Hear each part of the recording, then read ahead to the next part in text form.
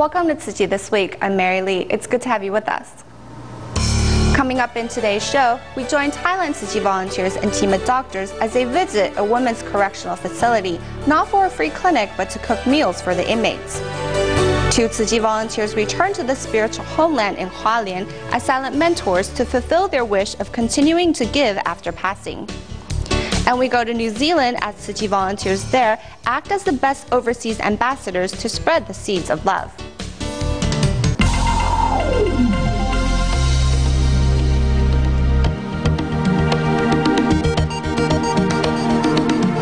First up in today's news, in Taiwan, on February 20th, a fire broke out around 19 East Road in Taipei that killed an elderly couple. The fire also affected a 4-story building, leaving a mother-daughter pair homeless. To help, Tzu Chi volunteers arrived with consolation cash and relief items. Let's take a look. We came around here and saw the fire. I told my daughter to get dressed and we ran for our lives. Remembering the fire of February 20th, Mrs. Zhang remains frightened. The fire broke out on the 3rd floor of the neighboring building, which has affected Mrs. Zhang's house too. Yes, it is only until the wooden door. Here is the kitchen, and you see the gas cylinder is still here. It wouldn't be here if the whole building caught on fire. Knowing that Mrs. Zhang and her daughter were deeply affected by the fire, Tzu Chi volunteers quickly arrived with much-needed emotional support. They were both very frightened when we visited them yesterday. They haven't eaten anything since the disaster because they don't know what to do. We provided them with consolation cash, hoping to help them move on with their lives. Before taking Mrs. Zhang to a hotel where she will stay temporarily, the volunteers help her pick up important items. First, we will clean out the garbage, and after, we will have Tzu Chi brothers who work as electricians or carpenters to come and fix the house. Tzu Chi sisters will also be here to clean up the living space.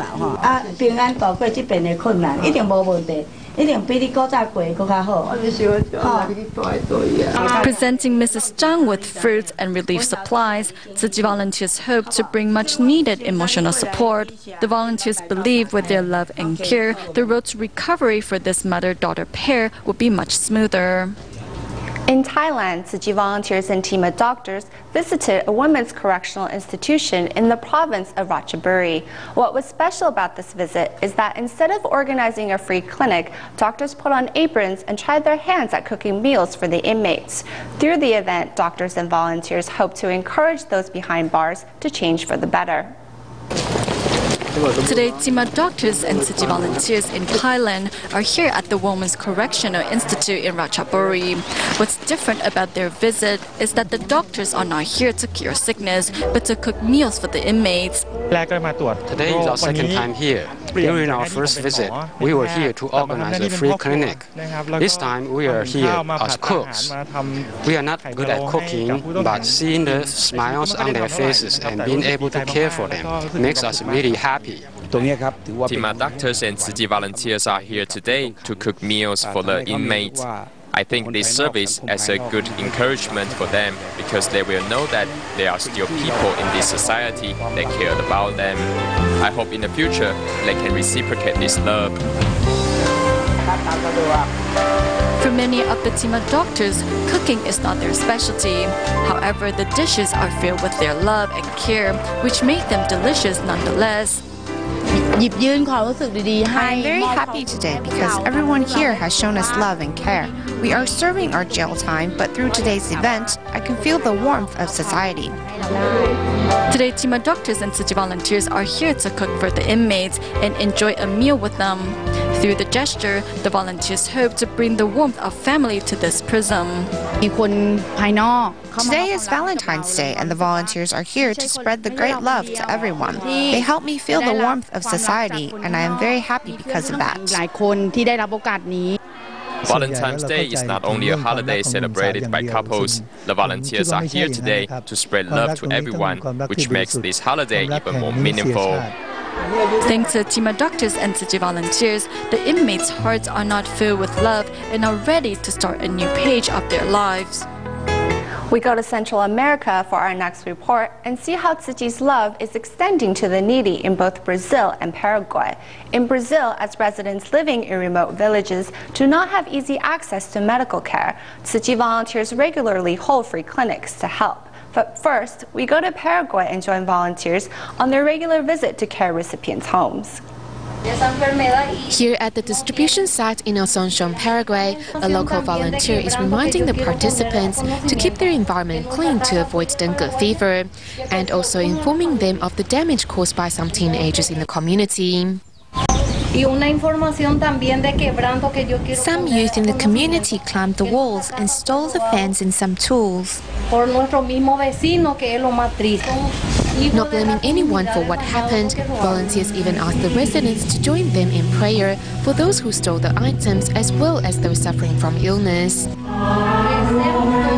The monthly visits from Tzu Chi volunteers brings not only food supplies but also emotional comfort for underprivileged families. Tzu Chi's love and care is also being extended to 27 care recipients' families in Santa Cruz. As soon as the truck arrives, local volunteers waiting by the school gates to work and carry the medical equipment inside the school building. Though this is Brazil volunteers' first time organizing a free clinic in the city of Francisco Morato, the unexpected turnout of patients is keeping the team participating doctors busy. Among the 7 different medical departments, ophthalmology is the busiest, with 47 patients needing prescription glasses. The doctor also reminds each resident of the things to take note of. You can't continuously use your eyes. You need to take a break every now and then. In Brazil, the cost of a pair of glasses is equivalent to a family's fortnight salary. Thus, volunteers regularly visit remote areas to provide free glasses to the needy. The recent trip to Itapevi city has helped put Mathu's mind at peace. With this pair of glasses, I can finally see the blackboard clearly. This way, it won't influence my studies anymore. Thank you, Tzu Chi, for giving us free glasses. We can see much better now. Thank you everyone and bless you all. Wearing new glasses and a heartwarming smile, residents are looking forward to a brighter future ahead.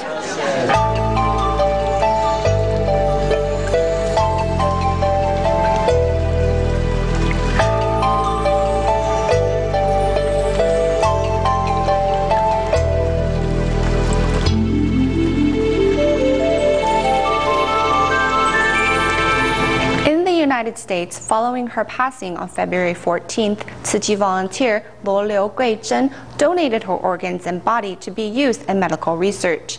Later, Tzu Chi volunteers in New York held a memorial service in her honor, which was attended by many volunteers. At Tzu Chi's New York chapter, volunteers held a memorial ceremony for kitchen volunteer Luo Liu Guizhen. Despite the short notice, the ceremony saw 450 family members, friends, and volunteers.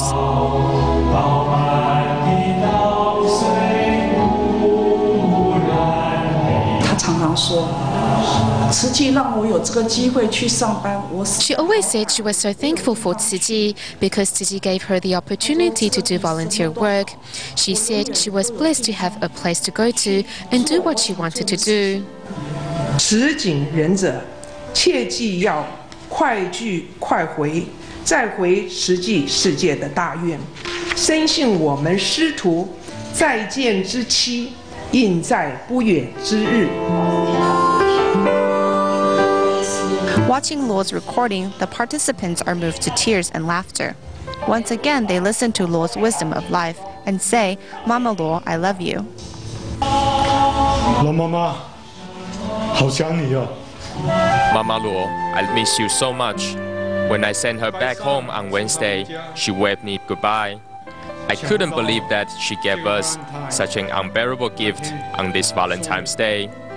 Mama Luo, I will love you forever and ever. 很不舍。老妈妈，我永远爱你 ，I love you forever. Showing his love for his recently departed wife is 82-year-old Mr. Luo, who plays a guitar and sings a song in Japanese on her behalf.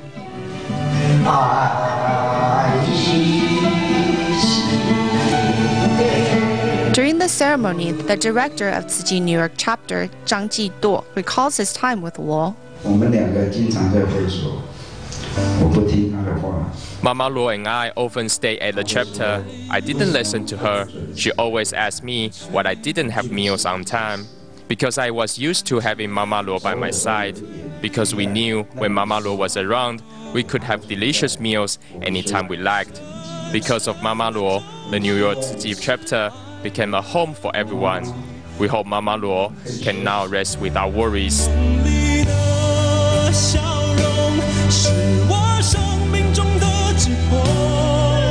Everyone at the ceremony sheds their tears for Mama Luo as they recall their time in her company. Later, the volunteers hand out flowers and Mr. Luo endures his sorrow to greet everyone present. We will always remember Mama Luo's smile and may she rest in peace. In Taiwan, on February 21st, 2 silent mentors returned to Hualien.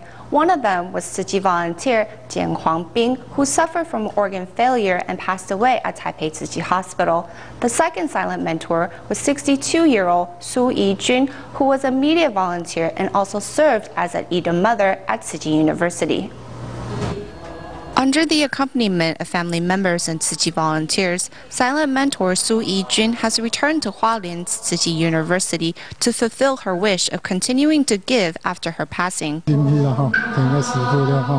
Rest peacefully and go with the Buddha, go with Guanyin Bodhisattva. In the days ahead, I will take care of myself and I will uphold my promise to quit smoking. Silent mentor Su took on the role of media volunteer and was an Ida mother to students at Tzu Chi University. She also loved to capture images of the students she helped mentor. Every time we had a gathering, she would be in charge of taking pictures. Mother Su planned to burn the pictures onto disc as a graduation gift for us. Although this will be the last time these students see Su, her spirit continues to live on in their heart.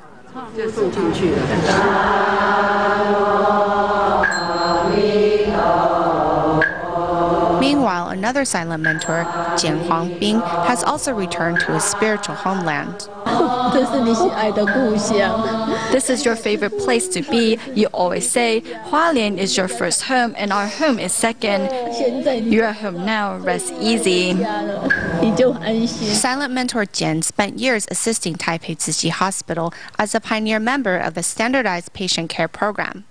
This program helps doctors in training better understand actual interactions between patients and the physician. His health was not that great, yet no matter the distance we needed to travel, Jian Huangbing was always there, playing the patient.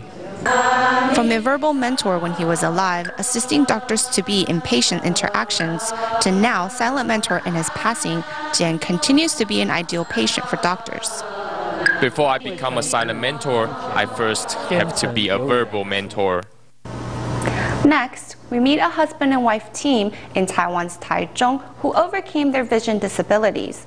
Wife Chen Pinghui volunteers at the local Tzu Chi recycling station, while husband Pan An is a blind masseur who continues to study to broaden his knowledge. Although the couple struggles to make a living, both still maintain a cheery disposition.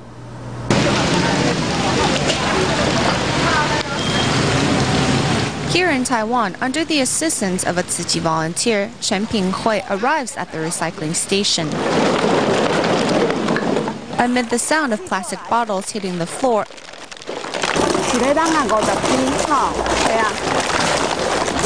and other volunteers crushing the bottles, Chen is off to the side silently counting.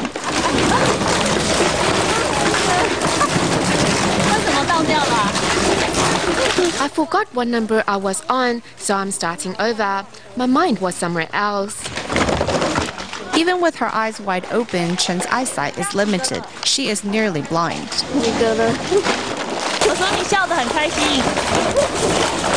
If I have things to do, then I'm happy, as it distracts me from feeling depressed.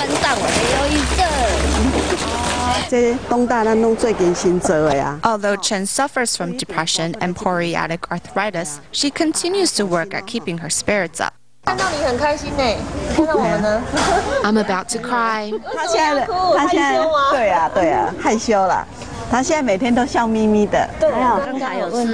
Chen's smile that seems to radiate from within are the result of constant visits by Tzu Chi volunteers. I often tell her today we are helping you, but it won't always be like this. Someday you will have the opportunity to help others too. Chen's husband, Pan An, is also legally blind, and the two run a massage shop to make ends meet. Currently, Pan is taking courses to further educate himself. The scholarship we received is pretty high, so if I can go to school and get a degree while receiving a scholarship, why not? When waiting for customers to arrive, Pan will use the time to study while Chen assembles lotus flowers out of beads to be sold at the shop. When I first started, I'd have to keep taking it apart. It took a really long time for me to be familiar with assembling it. I might have to take it apart 10 times before I got it right. With just one coin, I can help others. I'm just doing a little. Although the two may suffer from disabilities, both feel blessed for their abilities to help others. As long as I have my hands and my body, I can still earn a living. And I know that there are others worse off than me that need our assistance. At the musical rendition of the Sutra of Innumerable Meanings in Malaysia's Penang over the last weekend, among the 1,690 on-stage volunteers taking part in the performance, many were senior volunteers who overcame all obstacles to join the show. Let's take a look. 86-year-old Wang Qing-ying is the most senior volunteer in the singing group, and over the past 3 years has followed on-stage volunteers in putting on 28 shows of the Sutra of Innumerable Meanings around Malaysia. Though sometimes tired, her daughter Huang Shoujiao is always there to give her encouragement. In our lifetime, we don't know if we will ever have another opportunity to take part in a large-scale performance, such as the Sutra of Innumerable Meanings. So when we are given the chance, we should seize the opportunity. When my mom goes home, she will be able to share with every person she comes across and invite them to join future events. Also seizing the opportunity to take part is on-stage volunteer Deng Ziyang, who despite suffering from arthritis after a vehicle accident and almost wanting to give up due to the bodily pain she experienced, remains determined to participate in the performance. I called to tell other volunteers that I couldn't make it and asked them not to wait for me, but deep down I felt I should go. I got up and rubbed my legs with some relief cream and covered it before going to sleep. At around 5:30 a.m., I got up and thought to myself that I must go, I must go. With a strong willpower, Zhen overcomes her challenge and fulfills her dream of taking part in the show. It is my wish, so I must make it come true. I am getting old, and so is Master Zhen Yan. I want to get on the Dharma boat, so when I leave this world one day, I can follow the Master's footsteps. Through joining the sign language musical, these senior on-stage volunteers show the world that with determination and perseverance, nothing is impossible. In January, the Tzu Chi New Zealand chapter held a 2-day training seminar for volunteers. Among them was Chen Mingyuan, who came across Tzu Chi 3 years ago in Malaysia before moving overseas.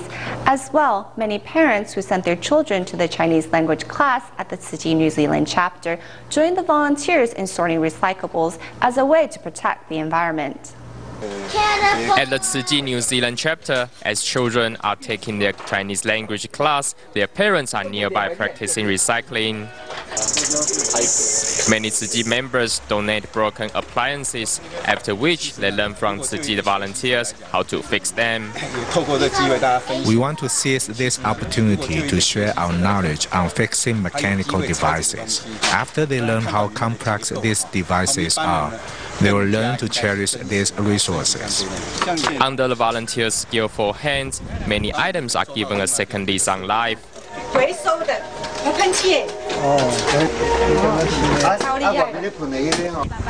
After the children's class lets out, Tzu Chi volunteers take the chance to teach them the benefits of recycling. Both the practice of recycling and training seminars help volunteers cultivate more wisdom. For example, Chen Mingyuan discovered the important role Tzu Chi plays in his family while resuming volunteer work after a 3-year hiatus. My children were excited when they heard that I was going to resume my work with Tzu Chi. This way, I won't scream or get angry at them for no reason. I was shocked when I heard this. It was then that I knew that Tzu Chi was really important to our family. As the volunteers from Christchurch carried out relief distributions, they gradually recruited more volunteers who shared the same ideals.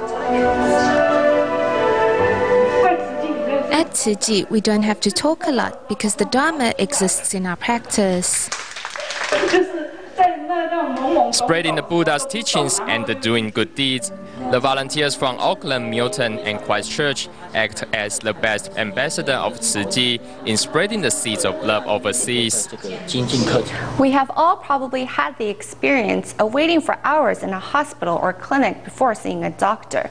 However, for patients at the Taichung Tzu Chi Hospital, this is no longer an issue as the hospital recently installed a new electronic number board outside each doctor's room. After patients insert their national insurance card, the board will provide information on waiting times and procedures to follow. Here's more. When seeking medical attention, many patients find themselves sitting on benches outside the doctor's room for hours before receiving treatment. Despite having informed the nurses of their arrival, some patients still knock on the door to ask how long they have to wait. The continuous interruption from those waiting in line also prevents doctors from providing quality treatment. To solve this issue, the Taichung Tzu Chi Hospital installed electronic number boards that provide waiting times and procedures to follow for patients. We hope our patients can spend more time interacting with the doctors and medical staff instead of spending their time worrying how long they will wait or not knowing what to do next. The newly installed number board not only saves time, but also provides the privacy each patient needs. Thus, the medical staff from National Taiwan University Hospital paid a visit.